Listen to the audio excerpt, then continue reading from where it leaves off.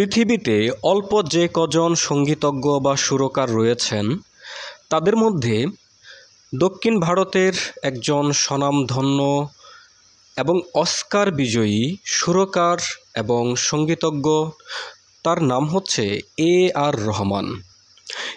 আর রহমান মানে আল্লাহ রাখা রহমান। তিনি প্রথম জীবনে হিন্দু ছিলেন। তার নাম ছিল এস দিলীপ কুমার। এস দিলীপ কুমার কিভাবে তিনি মুসলমান হয়ে গেলেন, তার ধর্মত্যাগের বা ধর্ম পরিবর্তনের প্রেক্ষাপট কী ছিল। ওনার জীবনীতে এসেছে একবার ওনার মা ভীষণভাবে অসুস্থ হয়ে পড়লেন। অনেক ডাক্তার, কবিরাজ, চিকিৎসক দেখালেন, কিন্তু কোনোভাবেই সুস্থ হলেন না।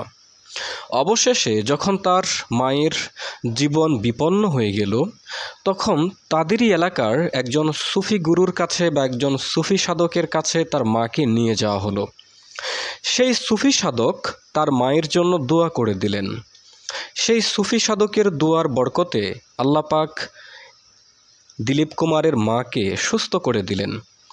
এই ঘটনা দেখার পরে দিলীপ কুমার তিনি ধর্ম পরিবর্তন করলেন এবং তিনি তার নাম রাখলেন আল্লাহ রাখা রহমান বা আর রহমান।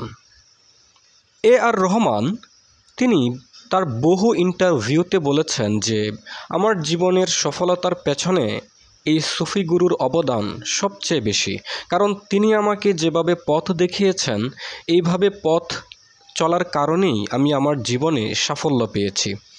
এবং দেখা গেল শুধু আর রহমান তিনি যে ইসলাম গ্রহণ করেছিলেন তাই নয়, তার সঙ্গে তার পুরো পরিবার ইসলাম ধর্মে দীক্ষিত হয়েছিলেন। আমরা যদি ইতিহাস দেখি, আজ থেকে প্রায় 700 বা 800 বছর আগেও এই বাংলাদেশ নামক ভূখণ্ডটি হিন্দু সংখ্যাগরিষ্ঠ ছিল, কিন্তু এইখানে ইসলামের সাম্য এবং সৌন্দর্যের বাণী কারা ছড়িয়ে দিয়েছিলেন?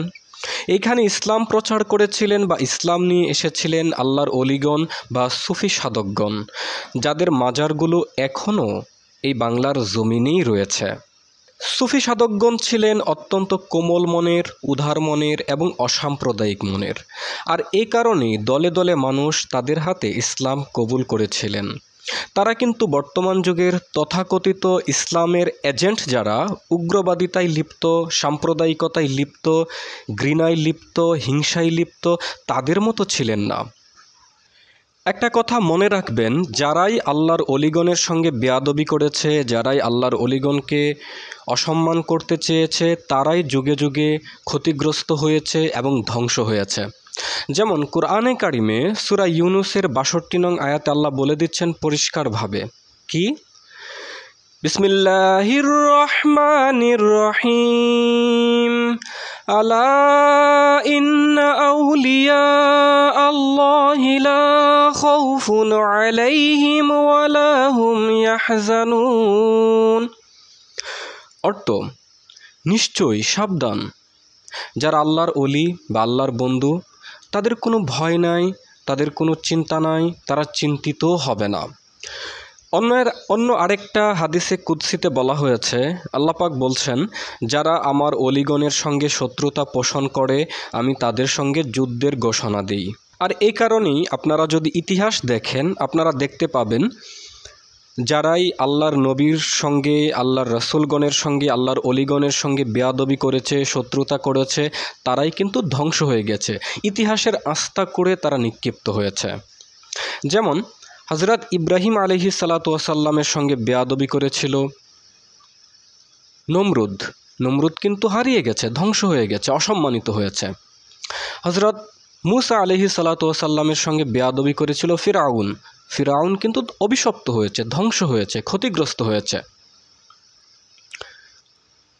হযরত লূত আলাইহিস সালাতু ওয়াস সালাম, হযরত নূহ আলাইহিস সালাতু ওয়াস সালাম, তাদের সঙ্গে তাদের গোত্র বা তাদের জাতির লোকেরা বেয়াদবি করেছিল, তারা কিন্তু সমূলে ধ্বংস হয়ে গেছে।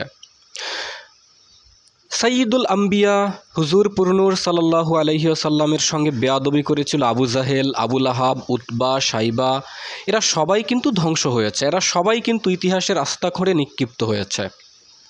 হযরত ইমাম হুসাইনের সঙ্গে বেয়াদবি করেছিল ইয়াজিদ। ইয়াজিদও কিন্তু অভিশপ্ত হয়েছে, ধ্বংস হয়েছে, ক্ষতিগ্রস্ত হয়েছে। কোনো ব্যক্তি তার সন্তানের নাম ইয়াজিদ পর্যন্ত রাখে না। আমি আপনাদেরকে ছোট্ট একটা ঘটনা বলি। আমি একবার একটা ঘটনা শুনেছিলাম। আমি যখন হাফিজি মাদ্রাসায় পড়াশোনা করতাম, ওখানকার একজন হাজী সাহেব তিনি রিকশায় করে কটিয়াদি বাজারে গেলেন। তো সেইখানে যাওয়ার পরে তিনি রিকশাওয়ালাকে ভাড়া দিলেন। রিকশাওয়ালা বলল, না আপনি বলেছেন এত টাকা দেবেন। হাজী সাহেব বললেন, না আমি তো বলেছি এত টাকা দেব। এই নিয়ে তাদের মধ্যে একটা কথা কাটাকাটি হলো, একটা দ্বন্দ্ব সৃষ্টি হয়ে গেল। তারপরে সেই হাজী সাহেবকে সেই রিকশাওয়ালা একটা চড় মারল। হাজী সাহেব কিচ্ছু বললেন না, তিনি গালের মধ্যে হাত দিলেন এবং চোখের পানি ছেড়ে দিয়ে বললেন, হে আল্লাহ, আমি আমি যদি সৎ থাকি আর আমাকে যদি বিনা অন্যায় এই চটটি দিয়ে থাকে, তুমি এর শাস্তি দেখায়ও। তিনি শুধু এটুকুই বললেন, তারপরে চলে গেলেন। এই রিকশাওয়ালা ছিল যুবক ছেলে। এর পরদিন থেকেই সে অসুস্থ হয়ে গেল, সে পঙ্গু হয়ে গেল, শয্যাশায়ী হয়ে গেল। প্রায় কয়েক মাস বিছানার মধ্যে প্রস্রাব পায়খানা করার পরে সে মারা গেল। এর দ্বারা আল্লাহ কি দেখালেন? যে আল্লাহর মুমিন বান্দা যারা, আল্লাহর প্রিয় বান্দা যারা, তথা আল্লাহর অলি যারা, তাদের সঙ্গে যদি তুমি বেয়াদবি করো, সেই বেয়াদবির শাস্তি তুমি দুনিয়াতেই পেয়ে যাবে। ইন্টারনেটে দেখলাম কোনো এক এলাকায় মাজার ভেঙে দিয়ে সেখানে যে লাশ ছিল সেই লাশের মাথা কেটে নিয়ে চলে গেছে। এর চেয়ে জঘন্য, এর চেয়ে নৃশংসতা আর কি হতে পারে? এটা তো সেই কারবালার কাহিনীকে স্মরণ করিয়ে দেওয়া হচ্ছে। এই উগ্রপন্থী ব্যক্তিদেরকে যে ইয়াজিদপন্থী মোল্লা বলা হচ্ছে বা হয়েছে, এটা তো ভুল নয়। কারণ ইয়াজিদ বাহিনীও সেম কাজ করেছিল। তারাও ইমাম হুসাইন রাদিয়াল্লাহু তাআলা আনহুকে শহীদ করে দেওয়ার পরে ওনার মাথা কেটে তারা নিয়ে গিয়েছিল। তো আমরা তো সেই ঘটনাটাই দেখলাম। ঠিক আছে, আপনি যদি মনে করেন যে কোনো মাজারে অপকর্ম হচ্ছে, শরীয়ত বহির্ভূত কোনো কাজ হচ্ছে, অশ্লীল কোনো কাজ হচ্ছে, আপনি তাহলে সেই শরীয়ত বহির্ভূত কাজটাকে বন্ধ করে দেন, সেই অশ্লীল কাজটাকে বন্ধ করে দেন, গর্হিত কাজটাকে বন্ধ করে দেন। কিন্তু মাজার শরীফ কেন ভেঙে দেবেন? মাজার শরীফ জিয়ারত করা, কবর জিয়ারত করা সুন্নাতে রাসূল। রাসূল করিম সাল্লাল্লাহু আলাইহি ওয়াসাল্লাম প্রায় রাত্রেই তিনি ওনার স্ত্রী, ওনার আত্মীয় পরিজন, ওনার চাচা, তাদের কবর জিয়ারত করতে যেতেন ভোর রাতে। আপনার মাথায় যদি উকুন হয়, আপনি উকুনটাকে পরিষ্কার করবেন। আপনি তো মাথা কেটে ফেলে দিতে পারেন না। মাজারে যদি কোনো অপকর্ম হয়, আপনি অপকর্মটাকে বন্ধ করেন, মাজার কেন ভেঙে ফেলবেন? এই অধিকার আপনাকে কে দিয়েছে? আমরা বাংলাদেশের যারা বর্তমানে প্রশাসনে আছেন তাদের কাছে জোর দাবি জানাচ্ছি, যারা মাজার শরীফ ভাঙচুর করছে, অগ্নিসংযোগ করছে, তাদের বিরুদ্ধে কঠিন পদক্ষেপ নেওয়ার জন্য। আর নয়তো বহির্বিশ্বে বাংলাদেশকে একটি উগ্রবাদী দেশ হিসেবে চিহ্নিত করা হবে। আর সেটা বাংলাদেশের প্রশাসন, বাংলাদেশের জনগণ সবার জন্যই সেটা ক্ষতির কারণ হয়ে দাঁড়াবে। আবার পাশাপাশি আমি প্রশাসনের কাছে এটাও অনুরোধ করব, যেসব মাজারকে কেন্দ্র করে একদল মানুষ অসাধু কর্মে লিপ্ত রয়েছে, মাজারে অবাধ যৌনাচার, গাঁজা খাওয়া ইত্যাদি যেসব খারাপ কাজ চলছে, সেই কাজগুলো যেন প্রশাসনের পক্ষ থেকে বন্ধ করার উদ্যোগ নেওয়া হয়। এবং যারা, যেসব উগ্রবাদী লোকেরা মাজার শরীফে অগ্নিসংযোগ করছেন, মাজার শরীফ ভেঙে দিচ্ছেন, আপনাদেরকে বলবো দয়া করে থামুন, আইন নিজের হাতে তুলে নেবেন না। আল্লাহর অলিগণের সঙ্গে, আল্লাহর নবীগণের সঙ্গে, আল্লাহর প্রিয় বান্দাদের সঙ্গে বা তাদের কবরের সঙ্গে বেয়াদবি করা অত্যন্ত গর্হিত একটি কাজ।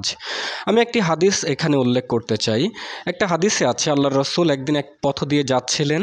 এমন সময় তিনি দেখতে পেলেন একটা লোক বাম হাত দিয়ে খাচ্ছিল। তিনি বললেন, তুমি কেন বাম হাত দিয়ে খাচ্ছ? তোমার কি ডান হাত নেই? সেই লোকটা বলল, সে মজা করলো, মিথ্যা বলল। সে বলল, আমার ডান হাত কাজ করে না। রাসূলুল্লাহ বললেন, তবে তাই হোক। নবীজির সঙ্গে বেয়াদবির কারণে এই লোকটা এরপর থেকে আর কোনো দিন তার ডান হাত দিয়ে কোনো কিছু কাজ করতে পারতো না। এমনকি তার ডান হাতটাকে খাদ্য ধরে তার মুখের কাছেও তুলতে পারতো না। এজন্য মনে রাখতে হবে, আল্লাহর নবীগণ, আল্লাহর অলিগণ, আল্লাহর মুমিন বান্দাগণ, তারা হচ্ছেন আল্লাহর প্রিয়জন। তাদের সঙ্গে বেয়াদবির মানে হচ্ছে নিজের ধ্বংস ডেকে আনা। আল্লাহ আমাদের সকলকে এই পাপ কর্ম থেকে হেফাজত করুন। আমিন।